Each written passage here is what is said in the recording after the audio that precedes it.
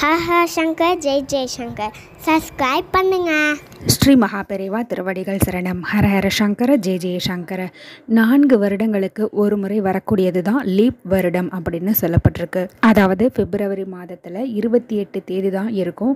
4 ஆண்டுகளுக்கு ஒரு முறை 29வது தேதி வரும். பிப்ரவரி மாதத்தினுடைய கடைசி நாள். நம்மள நிறைய பேருக்கு, ஏன் சொல்லப்போனால் எல்லாருக்குமே ஒவ்வொரு விதமான ஆசை, ஒவ்வொரு விதமான தேவைகள் இருக்கும்.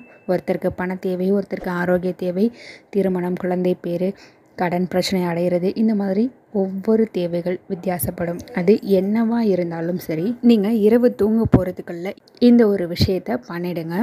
ஒரே ஒரு கோடு போடாத ஒரு பேப்பர், அதாவது அன்ரோல்டு பேப்பர் ஒயிட் கலரில் நீங்கள் எடுத்துக்கோங்க. அதில் க்ரீன் கலர் பென் இருந்தால் எடுத்துக்கோங்க, இல்லைன்னா ப்ளூ கலர் பென்னே ஓகே தான். நீங்கள் அமைதியான ஒரு இடத்துல உட்காந்து அந்த பேப்பரில் உங்களுக்கு என்ன மனசார தேவையோ அதை மனசுக்குள்ளே முதல்ல பாசிட்டிவாக ப்ரே பண்ணிக்கோங்க.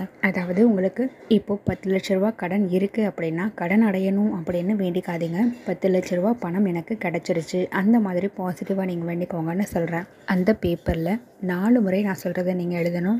ஒவ்வொரு எண்களுக்குமே ஒரு பாசிட்டிவ் வைப்ரேஷன் இருக்கும். அந்த வகையில் 3, 6, 9 இந்த நம்பர் ரொம்ப ரொம்ப நிறைய நல்லது நடக்கிறதுக்கு உண்டான ஏஞ்சல் நம்பர் அப்படின்னு சொல்லப்பட்டிருக்கு. நீங்கள் அந்த பேப்பரில் க்ரீன் இங்கால் 3, 6, 9 ஒரு சின்ன கேப் விட்டு 10 லட்ச ரூபாய் பணம் எனக்கு கிடைத்து விட்டது அப்படின்னு எழுதுங்க. திரும்ப அதே மாதிரி 3, 6, 9 10 லட்ச ரூபாய் பணம் எனக்கு கிடைத்து விட்டது. இதே மாதிரி 4 முறை அந்த பேப்பரில் நீங்கள் எழுதுங்க. இந்த பேப்பரை நீங்கள் இரவு தூங்க போகிறதுக்கு முன்னாடி உங்களுடைய தலையணைக்கு கீழே வச்சுட்டு படுத்து தூங்கிடுங்க. காலையில் எழுந்து ஒரே ஒரு மெழுகுவத்தி, அப்படி இல்லைன்னா அகல் தீபத்தில் இந்த பேப்பரை எரித்து அந்த சாம்பலை காற்றுல ஊதி விட்டுருங்க.